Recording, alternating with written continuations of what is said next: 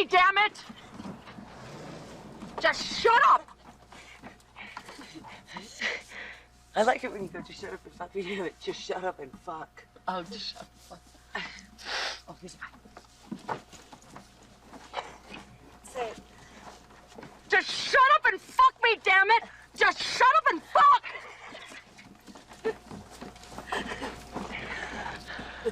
They laughed. They did?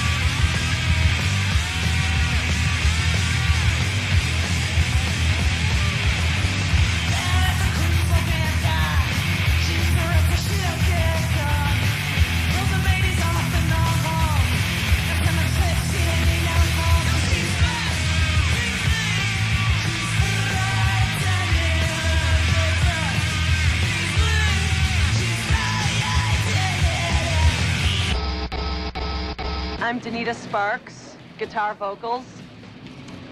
I'm Dee Placus, drums. I'm Susie Gardner, guitars, vocals. I'm Jennifer Finch, bass vocals.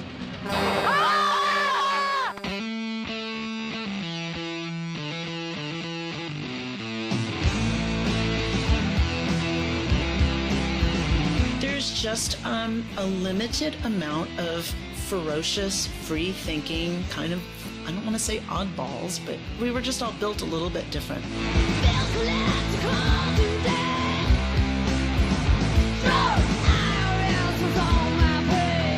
We're a little drained.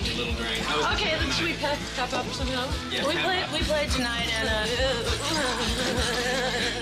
They were very politicized. I mean, they spoke out against war, they had songs about feminism. They were openly, brazenly feminist, and it was done with real balls-to-the-wall fire.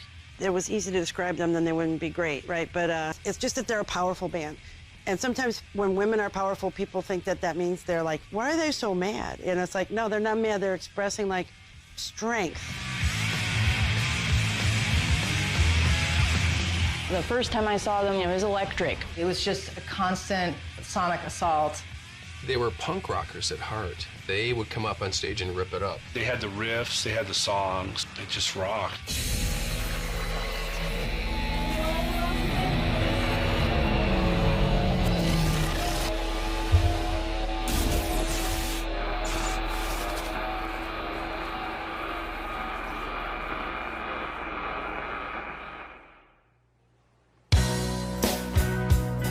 In mid to late 80s in Los Angeles, there were factions. There were hard rock, hair band people of the Sunset Strip. There were punks at the Anti-Club and Al's Bar. You could be anything and play Raji's. I mean, you could be Screamin' Jay Hawkins or punk rockers. Then it became very crossover. Everybody was going everywhere. That was an era in that period of the 80s. Art and rock mixed a lot. I was sort of more into the Silver Lake scene, which was just tiny at that point, but you know, where rock was mixed with performance art, poetry readings, drag shows. You know, we were playing anything we could get on. But you know, our very first coverage was from the metal scene. And there were all female metal bands, for sure. But, you know, there was a much different thing than we were doing. We liked hard rock in the Motorhead vein. We didn't like it in the Poison vein. We didn't tease our hair. We didn't wear a lot of makeup. We weren't wearing bustiers. If we were going to be looked at, we were thrashing.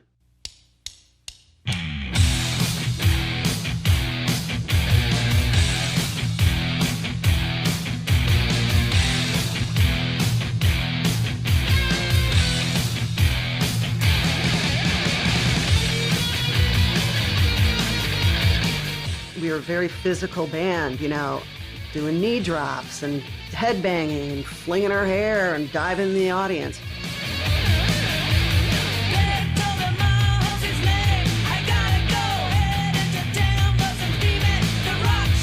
Rocking like, you know, legs spread wide apart, guitars low, rocking it. You know, we weren't the Bangles. You know, no one was trying to look really pretty or worried about anything but just rocking. Really, we came with authenticity, and I think that our generation was about identifying the authentic.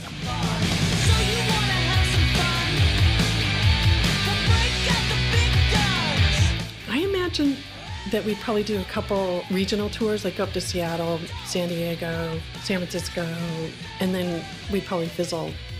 L7 and the L7 trajectory is a trip. It's kind of classic. It's rags to riches to rags.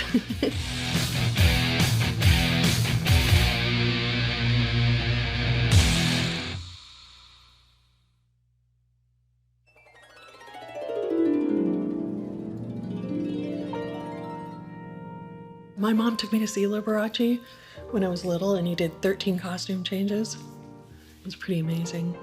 She didn't like rock and roll music at the beginning. You know, when I was a kid, she took away the radios because I was listening to the devil's music. I'd hide it under my pillow, and that'd make her even more mad that I was sleep learning the devil's music. But she came around. I wanted to get the hell out of the south side of Chicago, which was culturally pretty bleak. At that time, you know, you had fantasies of moving to New York or London or Berlin. And I was like, wow, well, I really like surf music, and I loved like Hollywood Babylon kind of stuff. So then I completely got obsessed with LA and like singular focus to move to Los Angeles, and I didn't know anybody. Danita and I were traveling in the same circle of people, kind of LA Weekly, music, arty crowd. I had done some poetry performances and I got published a little bit, but that's not what I wanted. I mean, and somebody who was a poet should have gotten really excited. But after a while, I kept seeing my name being associated with poetry, and I was actually kind of ticked off about that. I really wanted to rock. Susie and I were from this underground art punk scene on the east side of LA, Silver Lake, Echo Park. That's where all like the arty punks lived. Our mutual friends were just like, yeah, well, you should meet Susie. She plays guitar. And they were like, yeah, you should meet Danita. She plays guitar. Susie, to me, was wild in the way of, she seemed like a gal with not much to lose. Her lifestyle was a little bit, it was edgier than mine in a dangerous way. Susie hung out with bikers and shit. She looked very punk mixed with metal. And I was more like goofy, wild. I'd wear Coca-Cola pants and shit like that. I wasn't really a fishnet kind of gal. Susie was. Danita seemed a little more aggressive than I was. And it got kind of intense once in a while. I wondered, like, what? How am I going to work with this person? But I stuck it out, and she thought my songs were good, I guess. I went over to her apartment in Silver Lake, and she played me a cassette of the music she was working on, and I was like, oh my God, it was hard, and it was heavy, and it was sludgy. Susie had the first musical template for L7.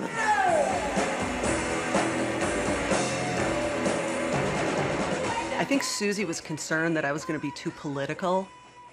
Susie just purely wanted to rock, you know? I kind of felt like I had something to say. I was raised to be political. I was raised to question authority. Susie wanted to express her emotions. I wanted to change the world somehow. We went through a succession of players. It was like a year and a half. Oh, we need a new bass player. Oh, we need a new drummer. Generally, dudes who wanted to play hard rock had no desire to play with women. It was just taboo at the time. We had to put ads in the paper to find new people, looking for a drummer who would like Ramones, Frightwig, Iggy Pop. We didn't care what gender as long as they rocked. It was really, really hard. Shitty gigs and just weird people around. being broke all the time, trying to keep our part-time jobs, keep our cars running. And there were times when she wanted to stop, and there were times when I wanted to stop, and each of us had talked each other back into it, you know, like to keep going. It was a couple years of me and Susie slugging it out, the dark days.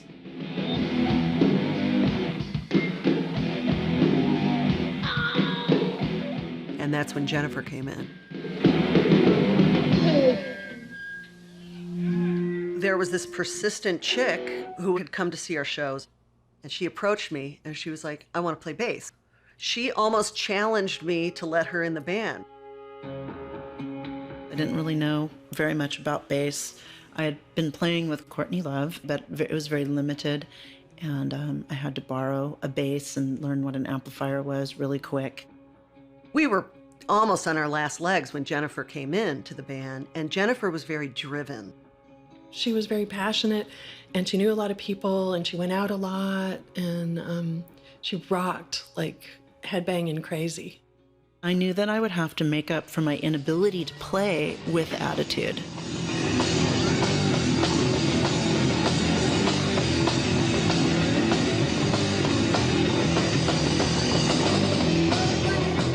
It started feeling more real after Jennifer joined, because it just started feeling more like a rock unit.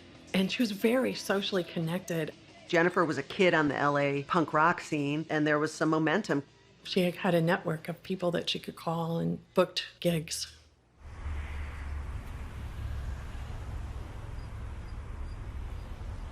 The fact that we were starting to be embraced by this metal scene was very surprising to me. There was a lot of testosterone. It seemed very misogynistic. We were the antithesis of that scene. Jennifer came in like 87. We recorded a record. And then the next year, 1988, we went on tour with Bad Religion. When we came home, it was just kind of back to the same old struggle. Our drummer quit. Then people told us about Dee.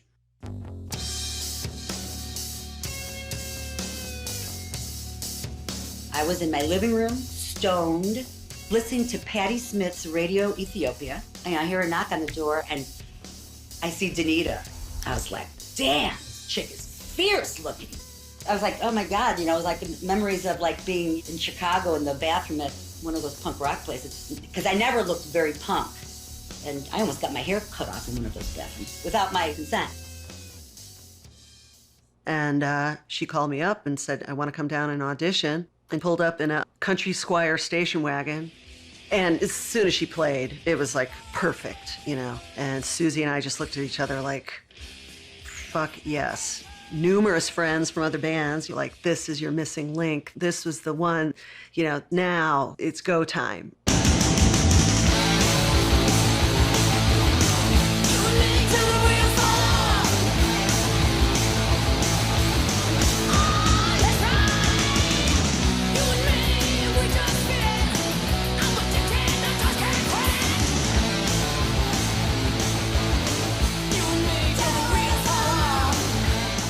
There were a lot of labels all over the country that had strong scenes bubbling up. Like there was Minneapolis and Seattle and Portland and Houston and Austin and Chapel Hill and New York City, and, you know, and Sub Pop was one of the strong indie labels. Jennifer and Courtney were listening to a lot of records out of Seattle, on Sub Pop in particular, and we figured we'd better get up there.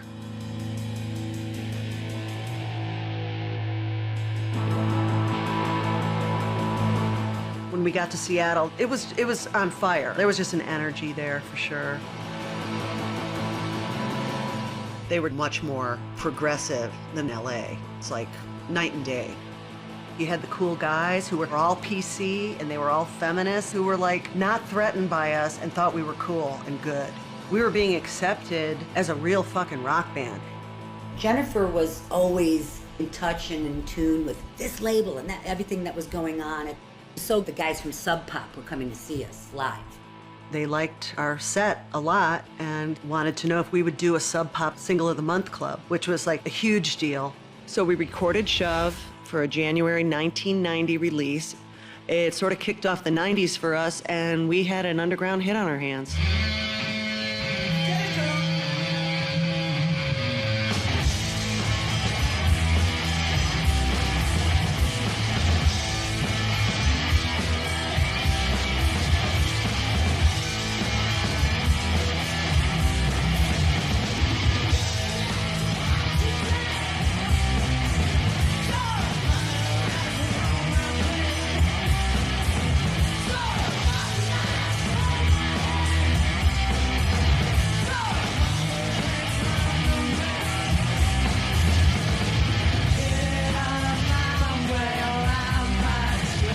We used to joke that Sub Pop was the gateway to Europe, and it was for us because we toured Europe. All of a sudden, the single, 4.5 years into our band life, was breathing life into us.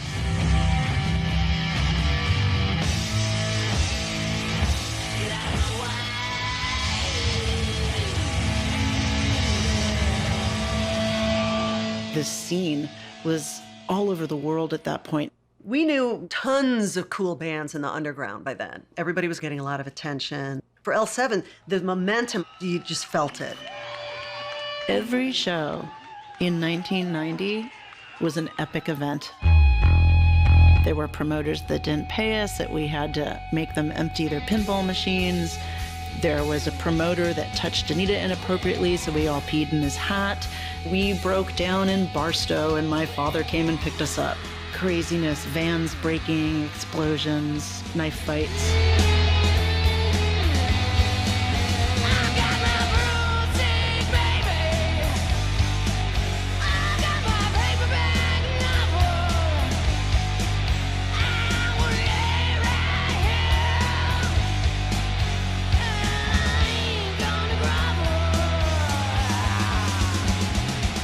We were forced to sleep on people's floors. So in doing that, you get to meet their friends and the whole scene.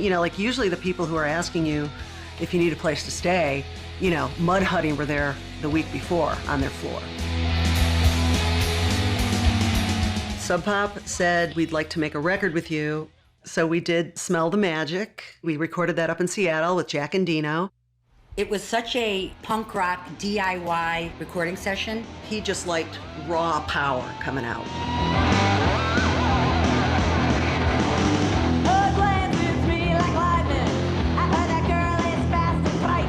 Fast and Frightening is an homage to a wild female. Because I've always hated, oh, she's got balls, And I'm like, why do people fucking say that? That's so lame, why does it take balls to be fierce? Oh, got so much clit, she don't need no balls, and she's fast, she's lean. I like to contradict, the status quo in rock. Nobody played a V. It was considered a very metal douche guitar, and so I just thought it was hilarious. Even with my gear, I was a stubborn nonconformist. At that time, bands from the underground were getting on MTV. If I were at a friend's house and 120 Minutes came on, it was like, wow, Sonic Youth is on. Holy shit, Sonic Youth are on MTV? L7 started to talk about what would the possibility look like to be on a major label. It was a distribution issue for us. It was like, oh man, we have to be in the stores more. Even though Sub Pop was great, once you were on a major, then you were everywhere. And I was very much into infiltrating the masses. Slash had a deal with Warner Brothers, and we were all friends with everyone at Slash. And really, it was such a great move for us as far as being part of a historical Los Angeles label. We got a shit deal from Slash, but on the other hand, we became worldwide. As far as major labels knowing what to do with us, they didn't. We didn't have a good record deal. I don't think I've seen a dime from the sale of our records. But we signed to Slash. I quit my job at the Weekly, and then we were in the studio with Butch Vig. We're spending big fucking money, and they treat us, and we're treated like And Brian, if you load that EML package, Pastel colors. we don't know. Susie, just start singing. Well, I met a forget it. queen in Memphis, and I had to take You're her rushing the- upstairs for a ride. But she had to keep me around. Excuse me, ma'am. Why are you staring at me? Elvis stayed here. Who? Elvis. Can you point me? Which suite did Elvis stay in? I believe. No. The one that we're in? Elvis stayed in the same suite that we're in. In the Admiralty suite? Pull it out.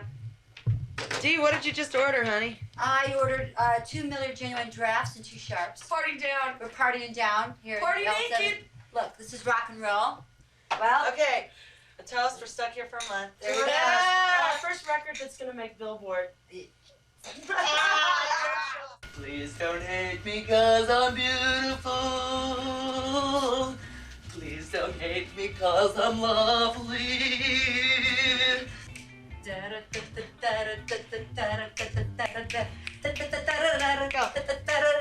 You'll be better off than you are. Or would you rather be a stool? A stool is a pile of excrement, in case you didn't know. Here's Susie and I's bedroom.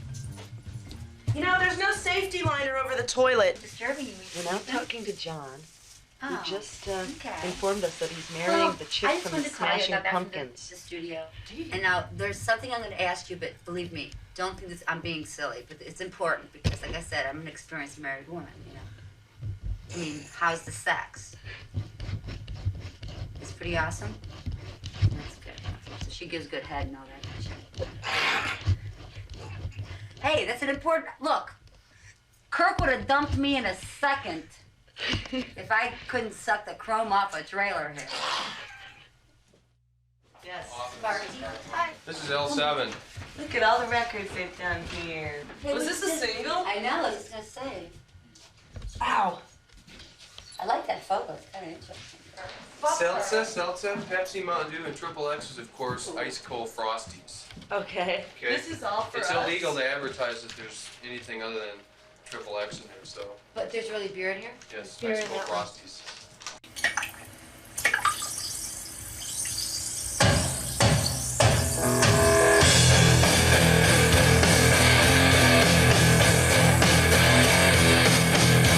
Nightmare! In the daylight! That was cool.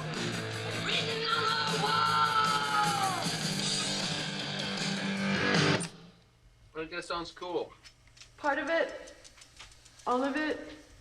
Why does everything take 5 hours? Because we're professionals. That's a good answer. Good answer. Because we're pro! Because we're professionals. No, because we care. Because we care. While we were in the studio with Butch, Nirvana released Nevermind, and it blew up. It would be like if all of a sudden one day you woke up and your kid sister or kid brother was internationally famous overnight. That's what it felt like. Everywhere I go, everywhere I turn, I see this fucking face! Frankly, I'm sick of it. And then there's White Zombie. White Zombie and Teenage Fan Club are in there. T. And Super Chunk. Super Chunk. See, all our friends are in this. And we'll never be in we'll there! We'll never make it to. Are you singing on the chorus on this? Yes, I am. We gotta do this chorus. I don't want her to do the back vocal or her vocal until you do your vocal, because Okay. she's singing under you, right? Yeah, You're gonna sing a. I'm mounting her, as it were. 3 weeks on the road and we're playing ball in the hall. 3 weeks on the road. Ready? Begin. 1, 2.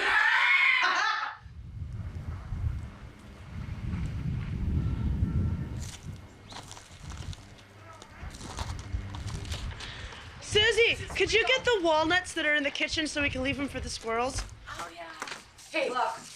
The squirrels are looking for you. They think you're nuts. Ah! Okay, now come towards me. Stop it! Stop it! Okay. You're my guitar! Come towards me. Suburban middle-class white America, get ready for the most dangerous women in the country.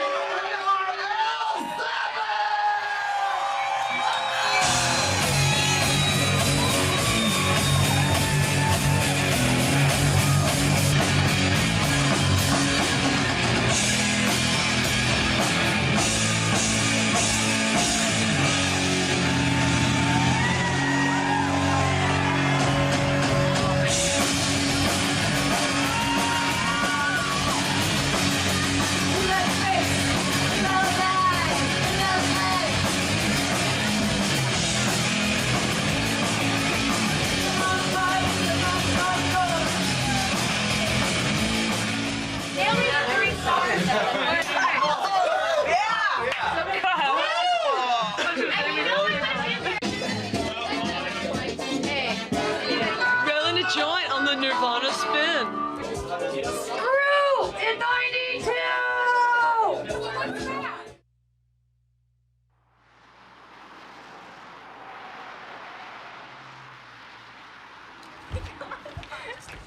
Are you supposed to be extras on the Weird Al video? Why, yes, we are. Let's go. Oh, Jesus. No, we're doing our own video. Oh. Hey, are you guys going over there? Yeah. Tell them L7's at stage 4.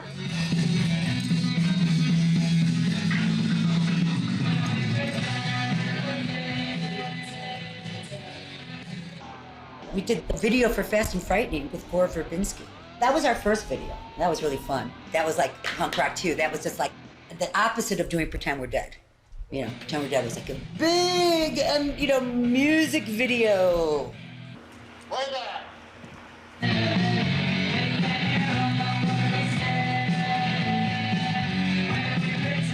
That caused Anita a lot of grief. She was not pleased about a lot of the stuff, was fighting for her creative view, what she wanted and, what they wanted. And, oh, you can't have the roadkill in there and you can't have, and it was just like, we started getting that taste of being on a major. Anita did not like losing control of the art. It was exciting. Since Susie got hit in the head with the crane, of course, that wasn't exciting. All of a sudden I hear somebody shout really loudly, like, hey! Then the camera came down and the matte box hit my ear and it ripped my ear off. Not all the way, but ripped my ear, so the whole back of it was a cut, and it broke a bone in my orbital. I still have numbness to this day from that. The album is titled Bricks Are Heavy. But we're changing that since Susie's crane accident to Cranes Are Heavy. Yeah. We blame Susie for everything. She broke, she broke the camera with her head. It fell on me from the camera fell on me from 20 feet in the air. And I narrowly escaped with my life.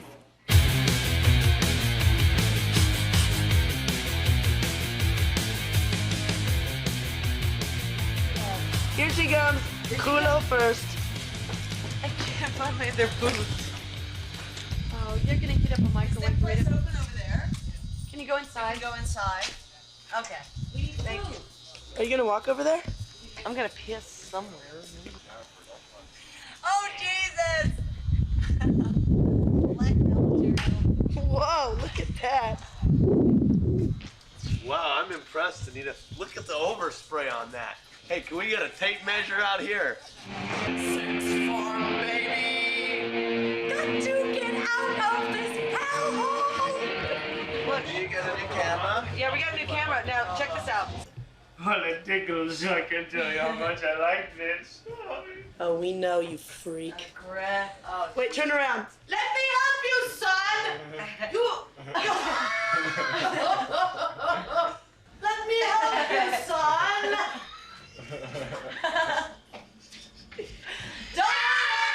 Don't hurt her!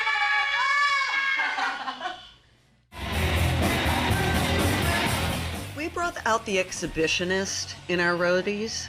It just seems that if you're involved with L7, you probably are just something of like a nudist and life lover, so you don't mind running naked on stage.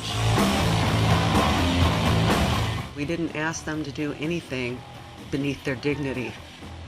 They volunteered.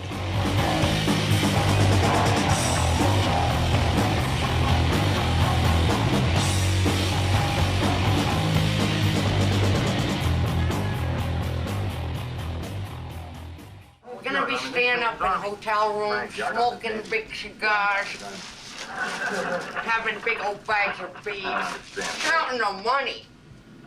We gotta hire a different guy to count the money. Please welcome L7. I don't know if meticulous is the right word with the band image, but we were aware of the scrutiny that we were getting for being all gals. I don't know how to put this into words. I guess I just have to say it. You couldn't be too sexy. If you were too fluffy or cutesy or something, then you weren't going to be noticed as being a musician. And I think we were aware of that. But so let me ask you, I mean, I was thinking, well, how do I ask him a question that has anything to do with being 4 women without one of them wanting to, like, hit me or something like that? Are you How do you know we're women? How do you know we're women? Are you sure? No one knows but our hairdressers. Maybe it is a big assumption. Is this something that everybody still asks you guys about, is being a quote-unquote girl group, and you just not deal with it? Well, you know, it's a part of us. I mean, we are who we are, you know, but there's many parts of us as well. Mm-hmm. We not only have poontangs, we also have armpits. That's right. Many parts to the anatomy, exactly. We really wished that gender would just go away, that we would be seen as rock musicians. You know, Danita did a really good job with, like, screwed up crazy lipstick and eyes, and Danita and Jennifer would put stripes on their bodies. What is it like to be a girl in a band? It just was annoying, you know? The point was to rock, and please recognize us for our rock. When L7 formed and they started playing, they were an anomaly because they were as heavy as the fucking boys. What I liked about L7 is they were not afraid to be ugly, but they knew that that's not enough. It's not enough to just be a cute face. And their music was raunchy and a bit ugly too. They weren't trying to appeal to anybody. They weren't trying to appease anybody. You know, they were really the first band that I saw where they looked very, you know, raw. They were not, I mean, even if they wear makeup, it's not to look hot, or they're not trying to sell sex at all, which is why L7 is a really big inspiration, I think, for everybody that was kind of exposed at that time. There are a lot of women in the audience tonight, so while you're doing your thing in the pit, please be considerate of them. That's all we're asking, okay? Unfortunately for women, they have been sidelined to a certain degree. They're not necessarily always seen as legitimate or as important or as deep or intellectual or whatever word you want to use as their male counterparts. There was so much blah, blah, blah like about women in rock at that time that I just think back and I cringe. It was noteworthy and it was worthy of conversation, but it got so tedious being asked all the time what it's like to be a woman in rock, and I can only imagine what it felt like for them. I think they had a good time, like, making fun of a lot of interviewers, and they poked fun at everything. But it's unfair for them to be labeled in that way, and I think a lot of female musicians got really pissed off about that label. So you put on an L7 record and it rocks. And so then it transcends all that, you know, gender and all that. Just forge through and just play a badass show. They always did, you know? And that was constantly inspirational. But that's the only response you can give them, really, is turn it up. Hello, Daddy. Hello, Mama. Charity Bomb. Donate love and The abortion rights issue was really just getting hammered. You know, I had been, you know, in the 80s, I was protecting clinics, you know, on a Saturday morning and shit, dragging my ass out of bed. So when we got some clout, we wanted to do a pro-choice benefit concert and partnered up with the Feminist Majority Foundation and started Rock for Choice. The first show was at the Hollywood Palace, and it was Nirvana, L7 Hole, and Sister Double Happiness. We did a lot more shows in LA, and then they spread all over the country. And if you think of any big act from that time period, I mean, from Iggy Pop to Joan Jett to Fugazi to The Offspring, Beastie Boys, Chili Peppers, Bikini Kill, Lunatics, Babes in Toyland, everybody did a Rock for Choice show.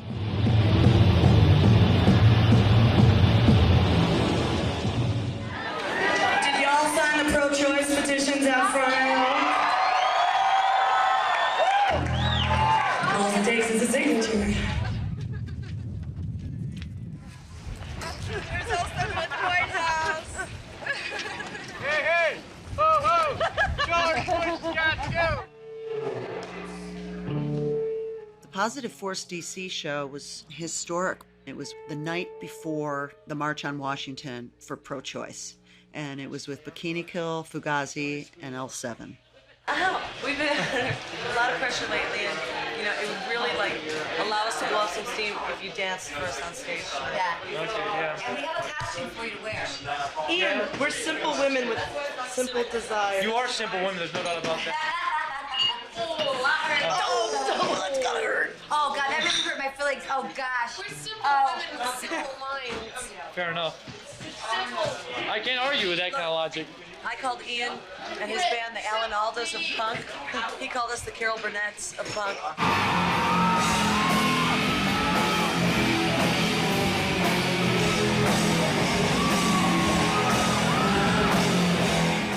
I think we had the most feminist moment on stage with Slimenstra Hyman coming out, doing her fire dance, but the audience kind of poo-pooed it, like they couldn't get the humor of it. You know, the Guar and Fugazi scenes were very different. I mean, how can you not fucking love Slimenstra Hyman?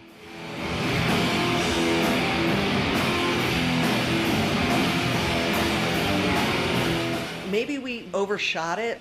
We were activists in that way, but like as far as like becoming spokespeople for stuff, we kind of thought, well, shit, like we're a band. You know, because in interviews, we wanted to talk about the music, we wanted to talk about our touring, but it was getting very focused on pro-choice. And so even though Rock for Choice kept going and still had huge concerts, we had to pull back and focus on the band. L7 in the history of rock is like really, really, really important. But I think L7 was way more impactful like in my life because it was all girls and also was really aggressive. We just listened to them all the time, constantly, in the garage and in my bedroom and on my Walkman CD player, walking to school, walking back from school, in school. That time period was really incredible for women in music. It was a time when girls were feeling empowered to go out and be aggressive. And I don't mean just turn around and punch somebody, but go out and do whatever it was they wanted to do, encouraged to be themselves. Hello, I'm Danita Sparks from L7. Don't hate me because I'm beautiful. And whenever we're in the Big Apple, we watch On Patrol video. Really? Really? Well, that and Geraldo. Let's see. Our next That's when my dad, my sister told me this, and she said he watched you on David Letterman from his big chair. Tonight, making their network television debut, please welcome L7. And he, I guess she did know what she was doing. Up until that moment, he didn't believe that it could be a career for me until I was on the TV. And of course, because he could tell all his friends. My daughter was on David Letterman. Did you see it? Like, oh yeah, we saw her, Harry, knocking over everything.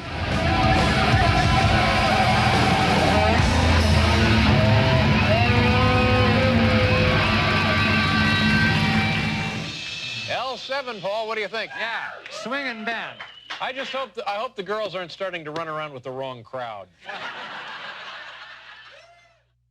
We flew to England and we got picked up at the airport by London Records in a limousine. And I remember Danita and I were like, who's paying for this? Okay, who's paying for this? Get in the car! We were in this limo going to our hotel or whatever, right into interviews, and our publicity person said, how does it feel to be in the Top of the Pops? And I was like, what? I don't think I really understood what they were talking about, that L7 had really broken a huge barrier in England pop culture, in British music. And I was still working as a maid. Like, I still had a day job.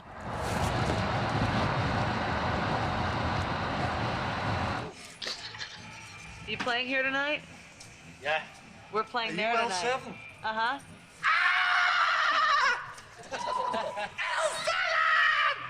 We were becoming more a part of the music machine, with publicity and all those things going for us. I mean, if you don't do those things, then you're not going to chart. Hey there, Georgie girl. La la la la la la la la la.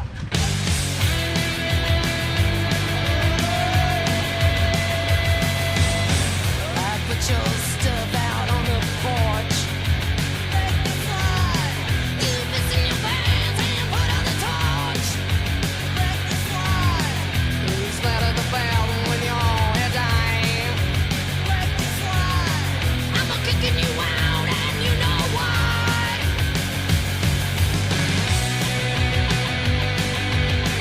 That I've been letting you slide.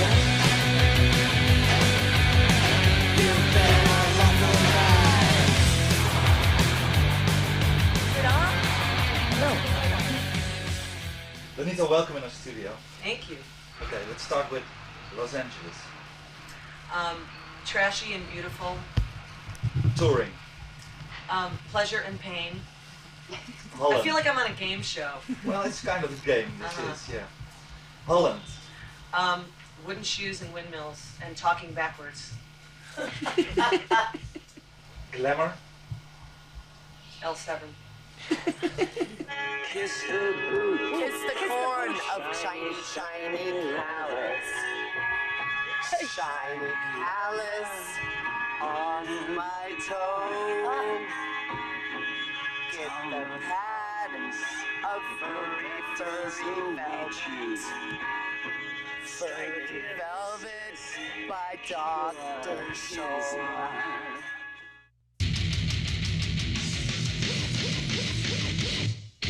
You just got back from tour over in Europe. Correct. Right? And I was talking to the other girls and they said that went real good. It went very well. A very fruitful tour. I noticed something happening from our inception to charting in England and stuff. It is getting bigger. So it's got to be kind of wild because things are really starting to happen for L7 right now. I mean, just from being this really core people that all the people that listen to college radio were into L7, but now it's like a lot of people that are out there buying Pantera or Ozzy Osbourne. Who sit on are going chairs out like there, this. Who sit on it and are on shows like the Headbangers Ball. I really didn't think women could play rock, but then I saw you and imagine my surprise. What do you think about that? I despise Morrissey, you know. Yes. This is 5 p.m. Live. You will not be sorry you tuned into this show. This is a show with variety. Today, we're going to meet people who want to be mummified when they die. That's a new trend. And where do old rock and rollers go? Well, to a rock and roll retirement home. Such a place is in the works. And we're going to meet the band L7. You didn't want us to say that you're an all-female group. Well, obviously you are. So, you know, I guess we don't need to say that, do we? No, we don't. No. Paula. But I just did, sorry. Well, now I heard that you had done as well as the Go-Go's as they first started out. Is that true? No, we're nowhere near. Look, we've gone copper with our record. They went like multi-platinum. We're only in the semi-precious metal category right now. Well, how long have you been doing this? 7 years. A long time. 7 You know, long I think I'm going to years. pass up the rock retirement home and go straight to the mummy guy. That's how long I've been at this. I love how you've been paying attention to 5 p.m. Live. What do our four-legged friends and our feathered friends have in common? Sometimes they're friends with each other. Stay with us.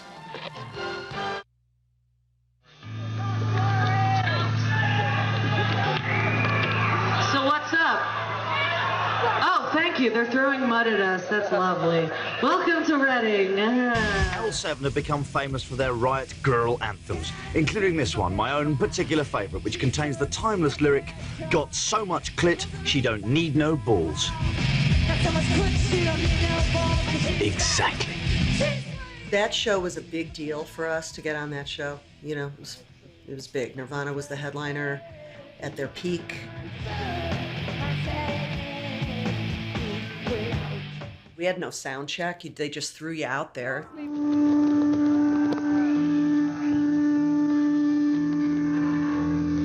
Sorry, we're having some technical problems up here, being the professionals that we are.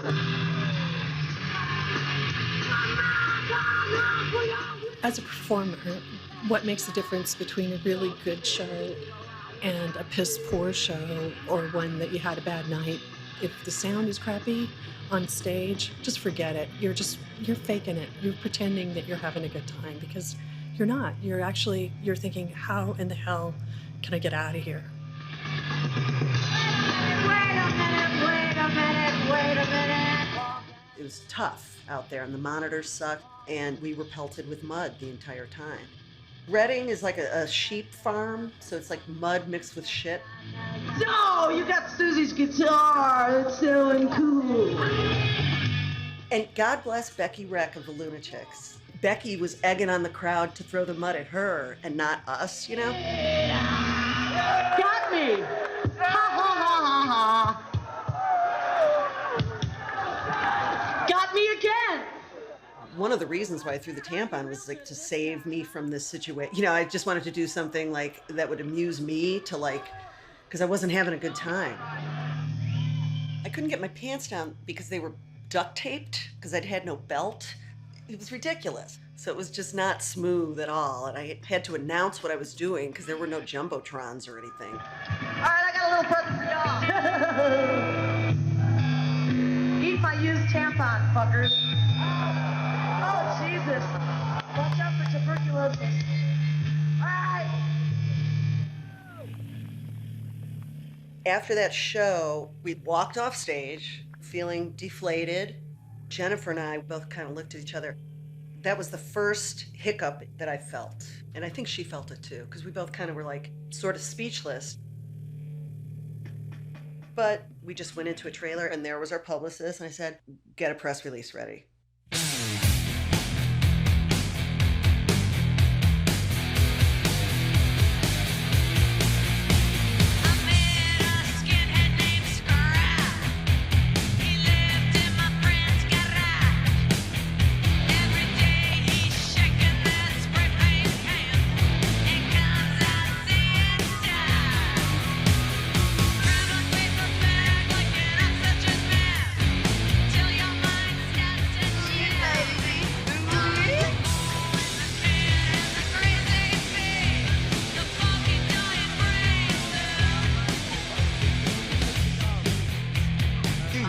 You'd like to me. No, not about that. You'd like to me about anything else.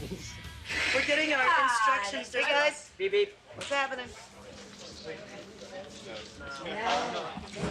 Oh, look at that crane. Oh, Jesus, it's just waiting to land on someone's head.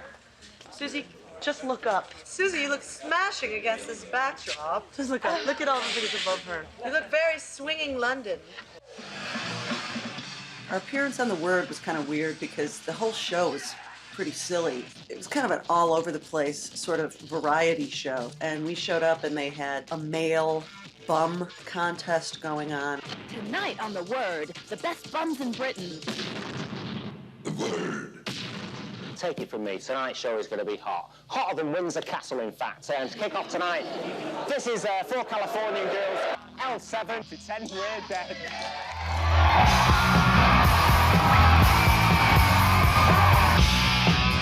And I knew it was live TV, and I just decided to get weird with it.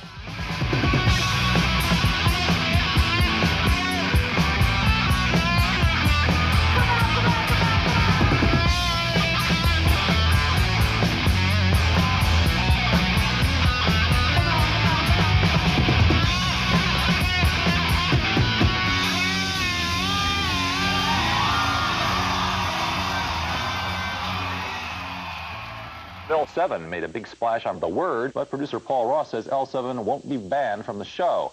Next time, however, the group will be required to wear suspenders. Then we got home and we got an offer to play Brazil. That was massive. We didn't know how we would be received. We had no idea how big we were, but we were like huge in Brazil. The whole experience was really surreal from the moment we touched down. All the kids were waiting at the airport for the arrival. We got in a bus. There were all these other bands. They were in different buses. We had security guys. They had guns in their socks. They had like ankle holsters with guns in them. It's just really weird. Handguns, you know, like they were packing. At the hotel, there'll be thousands of kids. Every time you leave the hotel, you're going to get gripped. What might happen is you'll never go out by yourself. It's a rule one. Never leave the hotel by yourself. And in most cases, we'll just have a security person with you when you go out. All right. In a lot of cases, you'll be leaving through the back door of the hotel. Oh, look, they're all girls. How cool. Oh my Very That's cool. awesome.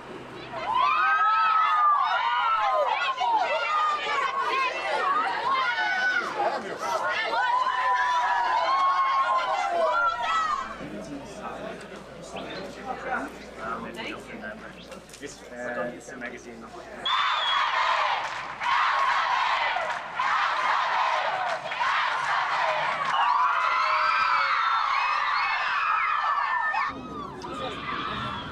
It was a great experience, but it was also very sort of alienating. Police escorts to the stadium. It was funny and surreal, but you could also see where that would get really scary after a while. Dude, I got stomachache.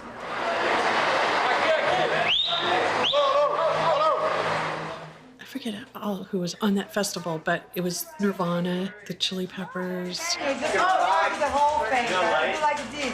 Only a roadie.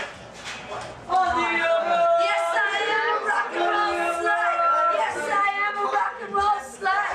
Yes, I am a rock and roll. No, see, what you are is obnoxious. Playing in front of all those people, that was serious pinch me. It was the biggest show I think we'd ever played before. I just remember trying to remember how to breathe, just keep breathing. I mean, it was ridiculous. It's a sea of humanity.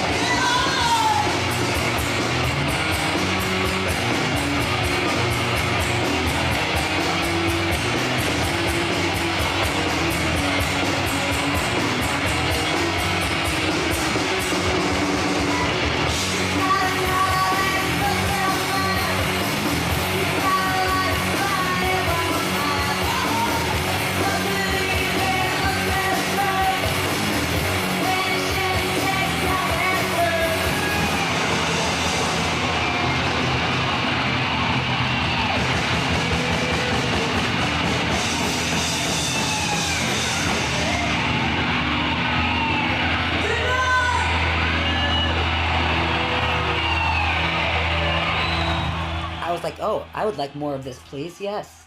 It's only up from here.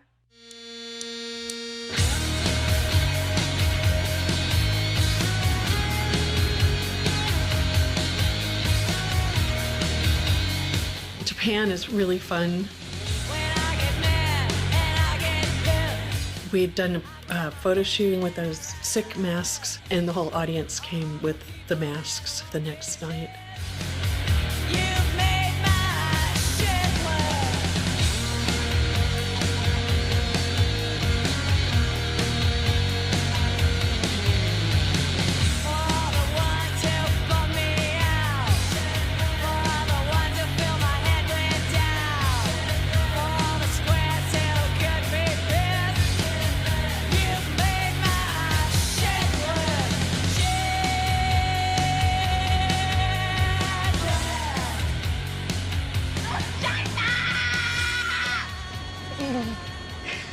Those are beautiful. I've just been to the doctor in Beverly Hills. When I was a little 17, sneaking into the punk rock bars, John Waters was such a big part of the punk rock scene in Chicago. And also to be in a John Waters movie was like, what? He said he liked our attitude and our politics. He said, I don't care what it sounds like, I don't care what the lyrics are, I just want it to be called Gas Chamber. And so we wrote it in character as Camel Lips.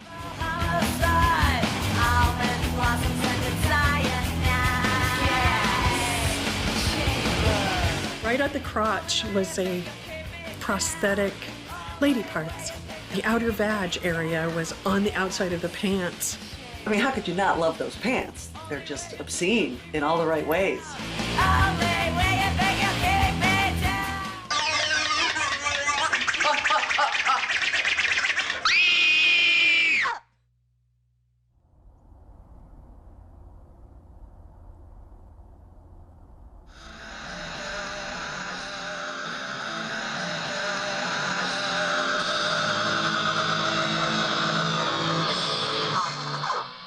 Joe.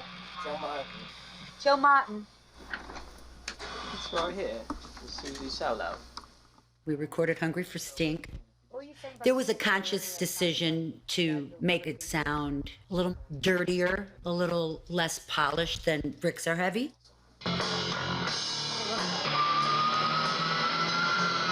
I got really dark and paranoid on that recording. I wanted to move out of LA. I was really afraid of being carjacked.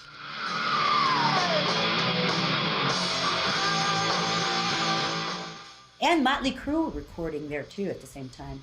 They invited us to come in and listen to a track of theirs. And we walk in and there are magazines taped all over the room of naked women. Look at all the pinocchles.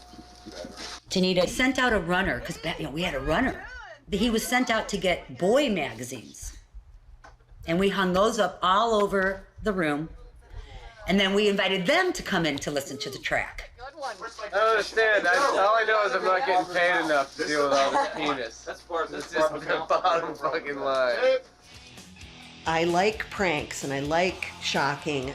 I love Johnny Rotten and Rock and Roll Swindle and, that kind of stuff. After the Susie thing, we put out a press release every video we made of some catastrophe, which never happened. Like on Andre, I had our press agent say that I was attacked by a poodle and admitted into Cedars-Sinai Hospital. So when we hit Lollapalooza, it was kind of up in the air if we were going to get astronaut. We weren't asked any of the years before, so we sent them a fax that said, who does L7 have to blow to serve Coors at Lollapalooza? Love, L, always the bridesmaids, never the brides, 7. Lollapalooza is back for the 4th year. This year, music industry weasels are picking outrageous all-girl band L7, who you saw, to break big as a result of the tour. Now, their new album, Hungry for Stink, great name, hits stores on Tuesday. We'll see what happens. Bianca? Good luck to him. Thanks, David.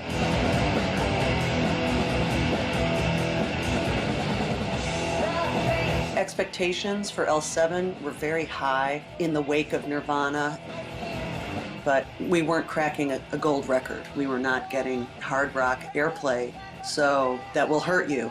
Because when you're signed to a major, there must be results. For me, even with these amazing shows, I started to feel our trajectory starting to slow. I had a lot of fun on Lollapalooza, but it wasn't like professional triumphs. It was like hanging out with other bands and being bad and just fucking off.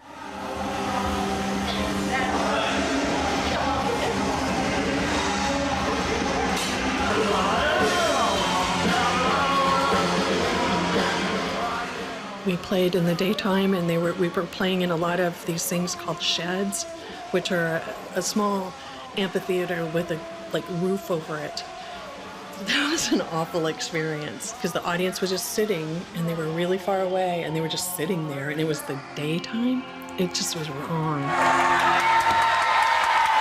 Okay, there we go. Get it. Panties. I gotta dry my panties some way.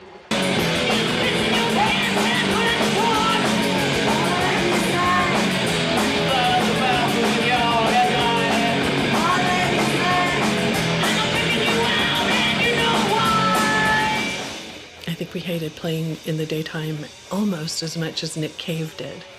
Yeah.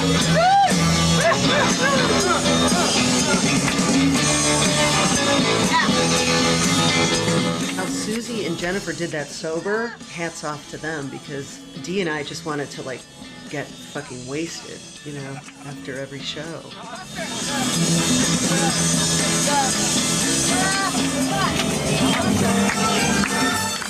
It just was difficult being sober at that level. It's a constant party.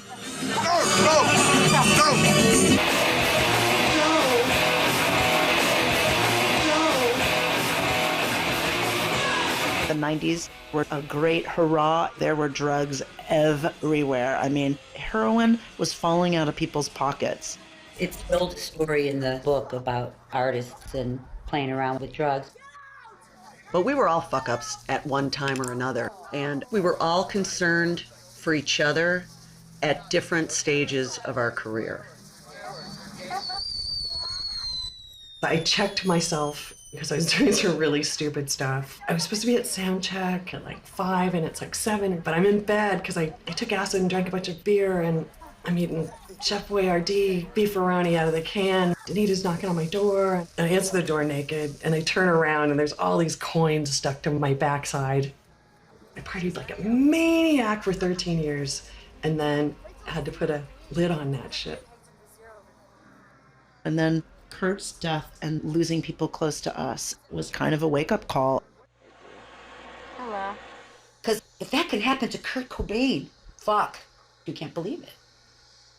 But it changed everything.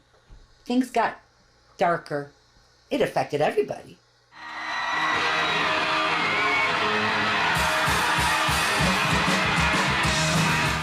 And then Green Day fucking came out, and they were totally on fire. Green Day were just the new thing, you know? Nirvana was dead, and here comes Green Day. The kids loved it because it was like upbeat, and it wasn't, you know, grunge angst.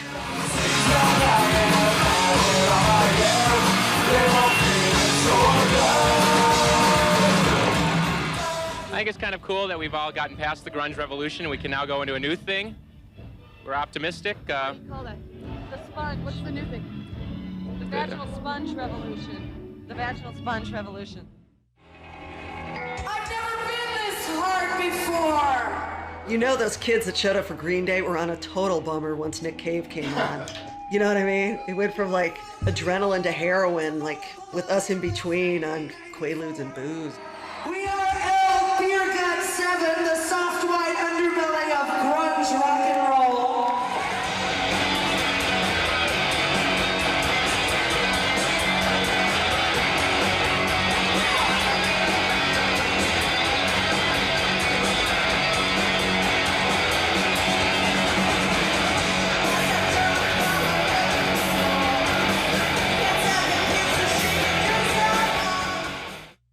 So anyways, let's get the cliche stuff out of the air. Like, what kind of year has it been for you and all that? How's it been? It's been annus horribilis. Yeah. No, it's been a good year. Yeah. It's been fun. Yeah, and so like, how the album do overall? Is that compared to Bricks Are Heavy or your previous releases? I think it sold about the same. Is that right, Dee? Yeah. They had high expectations for this record. Let them down. They had high expectations. Once again, we let them down. So basically, all the same people that bought the last record bought this one. Right. We did not broaden our fan base one iota. Yeah. We didn't break on through to that other side, if you know what I'm saying.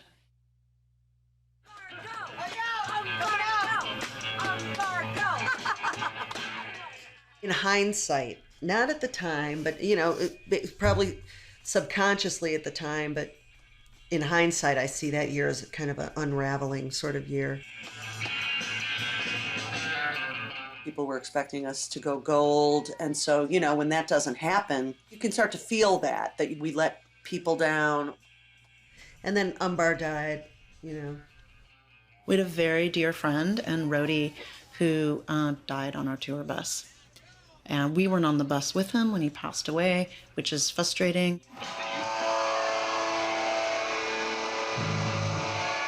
And I know that, you know, we all were very hit with grief. My feeling was we almost became inconsolable over that grief. It really is kind of a blur for me. And I also shut down a little bit. There's no way to sum it up. It just was really devastating. Losing another person close to us that way, it just was like, okay, enough already.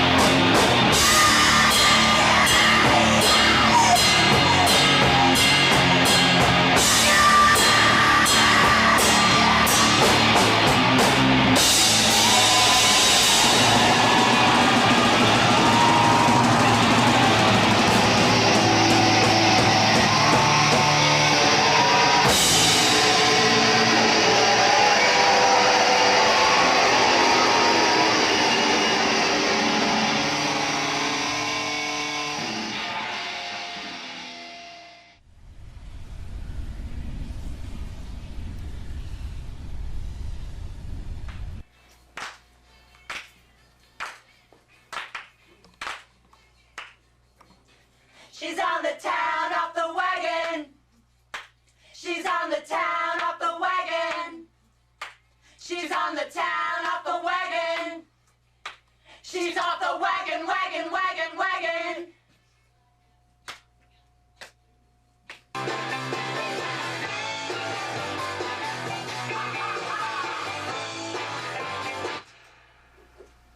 Cool. I guess. Is it cool? Yeah, I think that sounds good. I guess I was surprised that Jennifer left in the middle of a recording session. I just remember sitting outside at a table, chilling, and it's all kind of a blur, but a little, like, you know, like a torn piece of notebook paper was given to us. And it was a letter from Jennifer written in pencil. And that's how she told us she was leaving the band.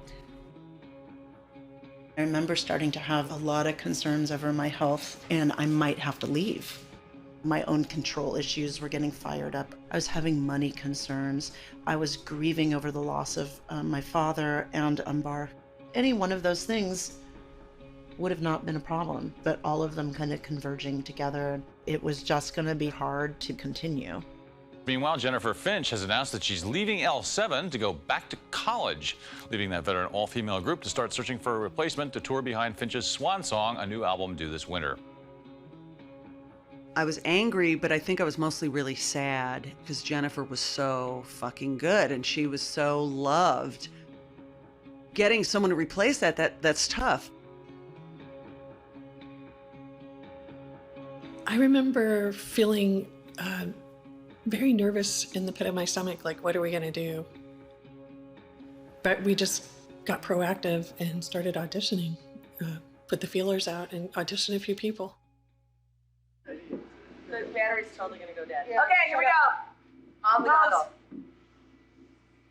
Gail came to us from a recommendation from the Luna Chicks. She said, oh, you ought to check out Gail Greenwood. She'd be perfect.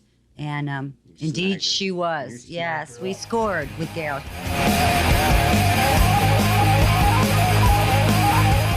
Musically, she's awesome. She fits into the band with the personality. Everything's just clicking. So. That's cool. That's always nice. And they have a new CD out. It's called The Beauty Process, Triple Platinum. Okay, so I'd like to make a toast right now to L7's new album. When Jennifer left the band, it was a huge wake-up call, and it made Susie and I get very serious about what we were doing, and we got very focused again. It was do or die, we felt. Now with Gail in the band, The Beauty Process was a record that we all kind of got our shit together on, which we were really proud of. Set yourself free by buying the new L7 album.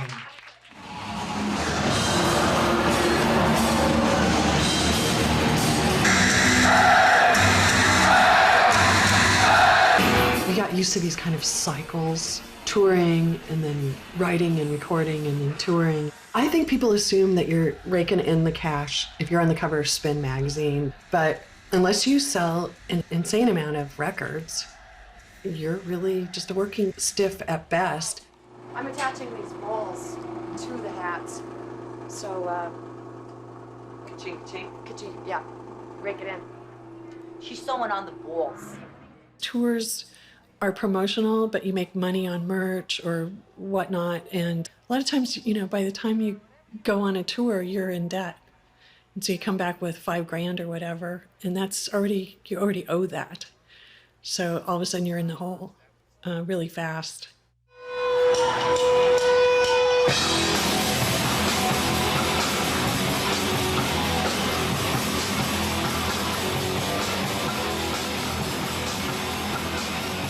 In our peak year, I think we were making $500 a month each. It's like, here, you've got a tour bus. It's like, oh, wow, we've got a tour bus. How cool. Like, not realizing, oh, that's coming out of your ass.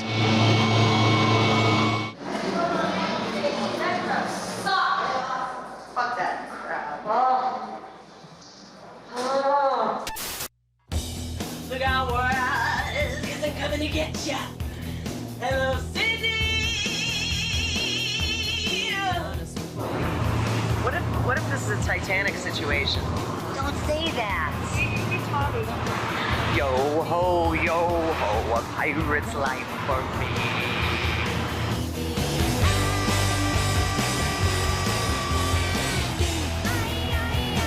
Look out, world, 'cause I'm coming to get ya. Look out, Osaka. Get your top up. Get your top up. Ready. Get your top up. Top up now.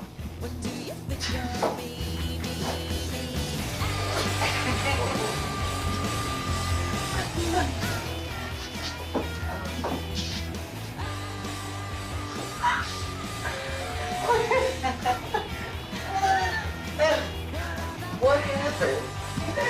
What happened? She had her top up and he walked right in. What did he see you?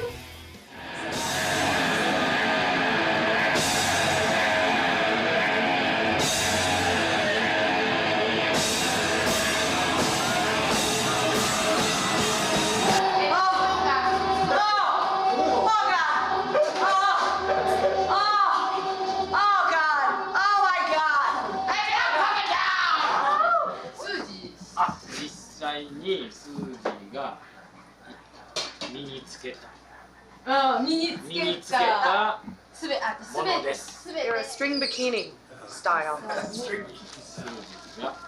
We're thinking about profit margin here. Oh, I've heard that.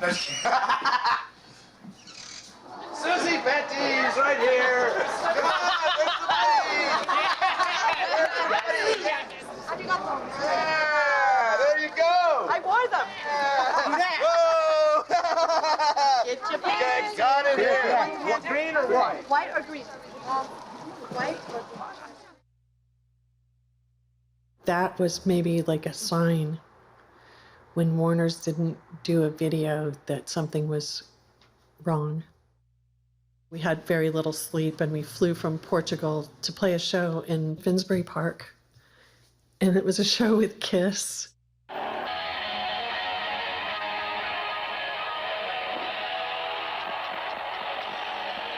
And it was early morning and we were at this venue at the park and we were backstage. And it was just really strange the way people were kind of distant or, you know, our press agent was kind of distant or weird. I don't know. It was just really bizarre. And come to find out later that afternoon that the record label had dropped us. It was so surreal, like getting dropped and playing with Kiss and being so sleep deprived that I felt like I was on hallucinogens. It was really weird.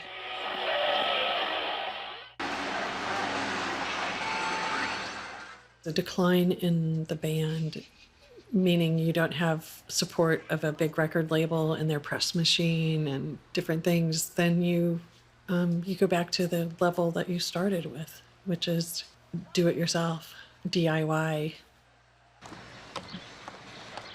This guy was on his way to work, and he saw that we were leaving, and he just happened to have our single on him. Oh. Just so happened the rare collectors. It's very rare. Were you taking it to work to tack it up by your little cubicle?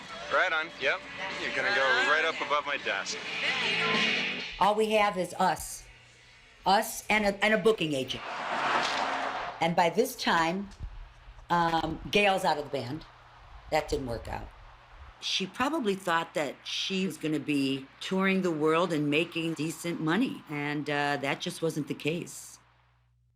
So it's been a long time, and we have another familiar face. Some of the reality check viewers may know. Janice is in L7. Hi, Danny. Yeah. Yeah. Damn. This is so awesome. I mean, Janice has always been the driving force in every band she's ever been in. So I mean, she is just perfect for L7. Cool. We're back, and we have no money. We have no label. We have a booking agent, and we have us, and that's it.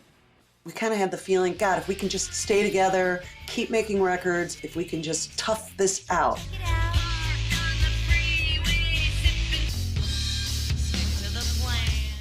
We're not going to give up at this point, so we started Wax Tadpole Records.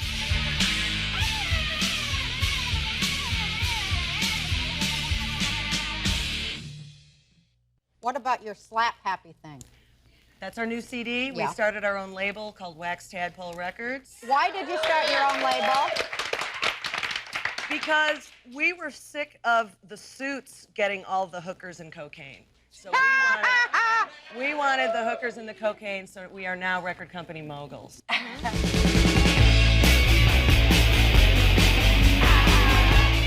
Through all of the trials and tribulations of life, playing was always a positive thing. But it did seem like it was getting harder and harder, and I was getting older, and I didn't know quite what how I wasn't going to be able to maintain an income. Everything was falling apart.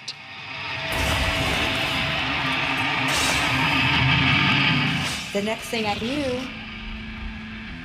Danita told me that Susie called her and quit over the phone. Not a letter, but a phone call. So that's it. I think the stark reality of being 40, I had no way to support myself. Maybe we should have quit sooner, and maybe I should have made a family, and, all this, it was really harsh. There was a lot of self-loathing because I thought I'd fucked up my life. You tell that to anybody, and they're like, what do you mean? You traveled all over, you played music, you look at these videos. But I felt like, what am I gonna do? I don't have health insurance. I am a piece of shit. Like, what have I done to my life? I was in shock. I couldn't believe it. I was really stunned. I don't remember, but probably Danita must have said to me then, well, that's it then. Because without Susie, we're not gonna get another Susie. I don't remember who I told. I don't remember if I cried. I probably did. Probably was stunned for a while. Early on, one of the first songs Susie wrote was You and Me Till the Wheels Fall Off. And they did.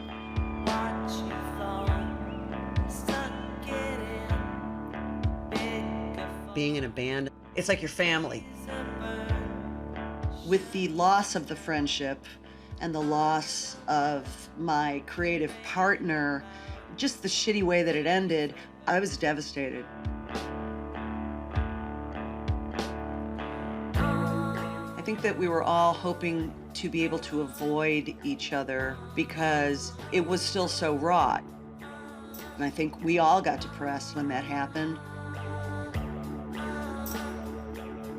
It's hard to quit a band, and it's hard to be left holding the bag. Just Dee and I, and it was brutal and a very humbling experience. There's nothing that'll break your heart like seeing your road cases loaded onto a pickup truck, being sold to some guy for pennies on the dollar.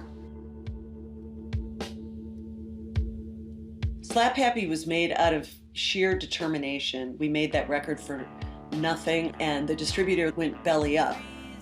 They came to us and they said, hey, do you want to buy your CDs back? We couldn't even afford to ship them back to LA from New York. So Slap Happy went into a landfill, and I was feeling like our whole career went into that landfill with it.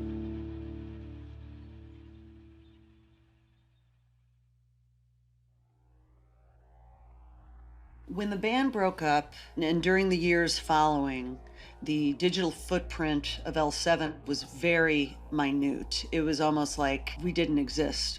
Then with social media popping up and these pages, fans started to gather, people keeping us alive, archiving us for the future.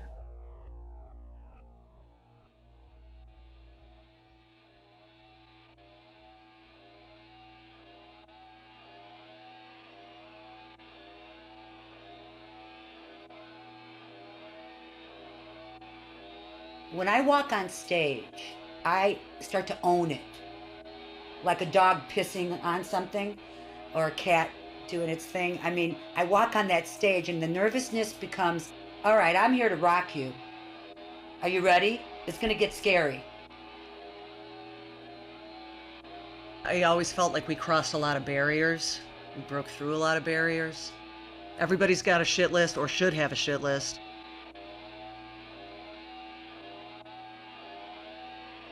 Did we have a huge hit chart topper, break the bank kind of thing? No. But as a body of work, I'm super proud of us. We were just a rock band that had a lot of firsts, and sometimes when you're ahead of your time, you're just behind on your rent. At the end of the day, we're rich in the things that count. The fans kept us alive. We kind of owed it to them not to pretend we're dead.